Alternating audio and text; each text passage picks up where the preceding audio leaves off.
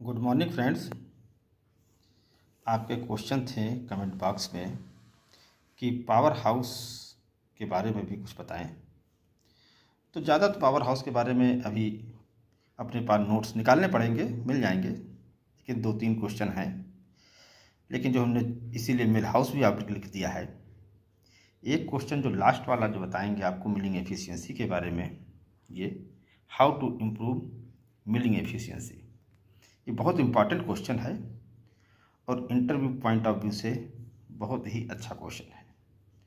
तो 3-4 क्वेश्चन है, जैसे कि है कि which type of the turbine use the sugar industry, मतलब एक पर मिल की टरबाइन मिल पर जो लगी होती है, मान लिया वो किस टाइप की, अब पावर हाउस में जो टरबाइनें होती हैं किस प्रकार की हैं, अल्टरनेटर की स्पीड, और तीसरा जो क्वेश्चन हुआ कि कंडेंसिंग और बैक प्रेशर टरबाइन है, ये 1 मेगावाट जनरेट करने के लिए कितना स्टीम लेगी, ये भी आपको आना बहुत ज़रूरी है। और चौथा क्वेश्चन तो हम आपको बता ही रहे हैं, तो एक एक करके बताते हैं। पहला क्वेश्चन जो है, देखिए मिल टरबाइन और पावर हाउस टरबाइन जैसे बैक प्रेशर टरबाइनें होती हैं उसे इम्पल्स टरबाइन कहते हैं, जो मिल टरबाइन मिल पर जो लगी होती थी उनको। और पावर हाउस में जो होती है मल्टी स्टेज टरबाइन होती है, ठीक है।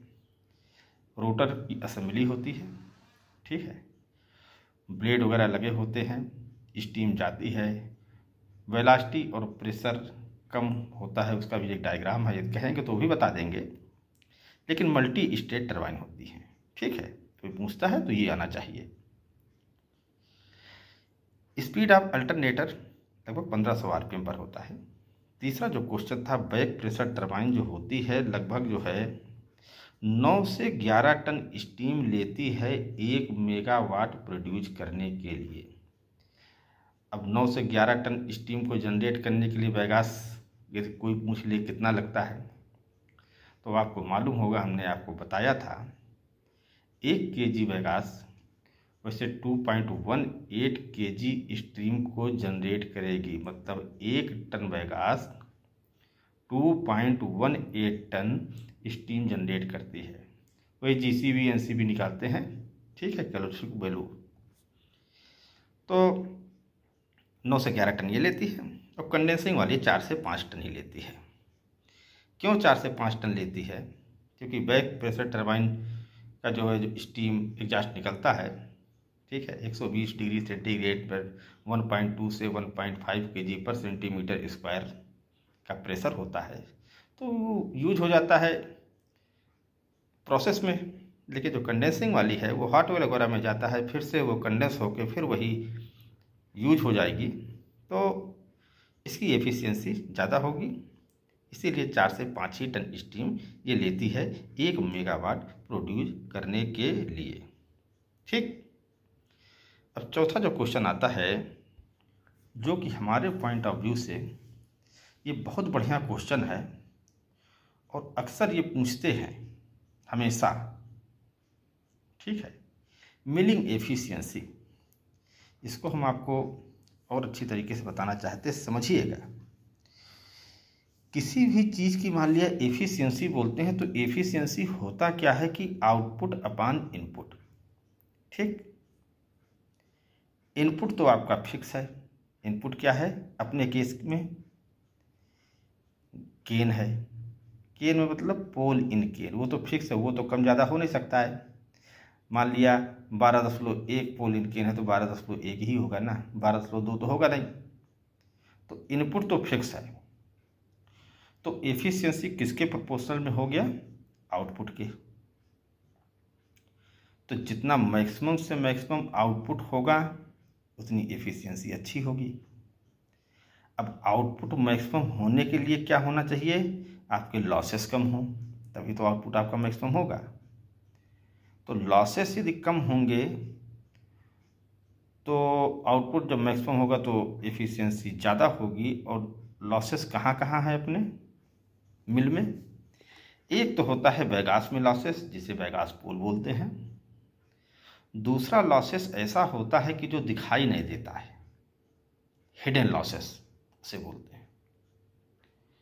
जो दिख रहा है उस पर तो कंट्रोल किया जा सकता है, लेकिन जो दिख नहीं रहा है उस पर कोई कंट्रोलिंग नहीं होती है। उसमें ज़रूरत क्या होती है? अवेयरनेस की, जागरूकता की। ठीक है, तो हिडन लॉसेस के बारे में सबसे पहले बताते हैं। जैसे कहीं पर भी मान लिया बैगास अपना एक्युमुलेट हुआ, इकट्ठा हो जाता है, तो क्या होगा? वहाँ पर बैक्टीरिया का डेवलपमेंट बहुत तेज़ी से होता है।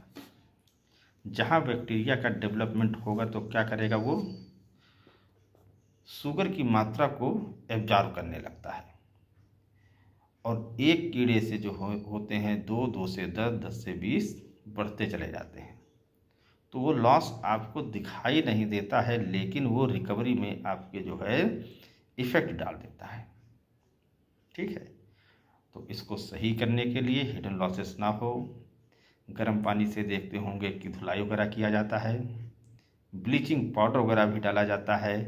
ये हिडन लॉसेस को कम करने के लिए किया जाता है।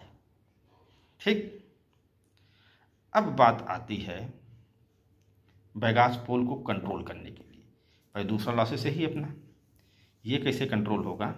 इसके लिए हम आपको 4-5 पॉइंट बताते हैं, इसको देख लीजिए।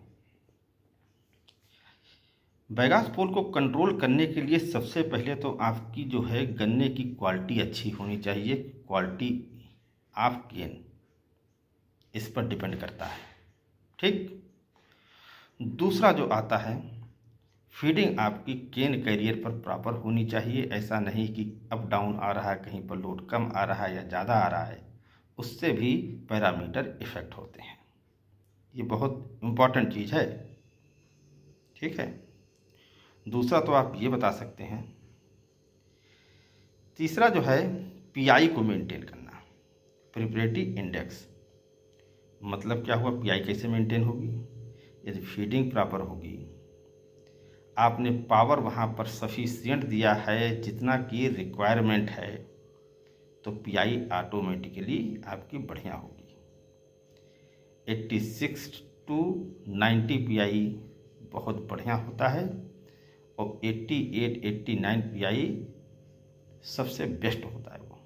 ठीक है, तो पीआई एक इफेक्ट करता है, इसको देखना होगा। चौथा जो होता है, हमेशा जब भी मिल चलाया जाए तो डोनाली सूट का लेवल मेंटेन होना चाहिए।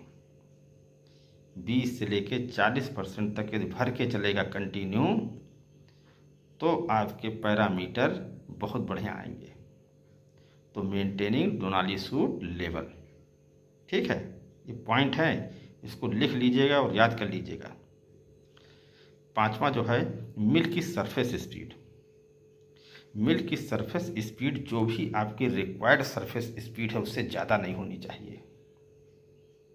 ये ज़्यादा होगा तो क्या होगा? बैगास को मतलब लोड जहाँ ज़्यादा हो तो वो पास कर देगा, तो उतना बढ़िया एक्सट्रैक्शन नहीं होगा। जब एक्सट्रैक्शन नहीं होगा तो पैरामीटर आपके सही नहीं आएंगे, और लास्ट में जाकर आपका बैगास पोल बढ़ जाएगा। छठा पॉइंट, हाइड्रोलिक प्रेशर।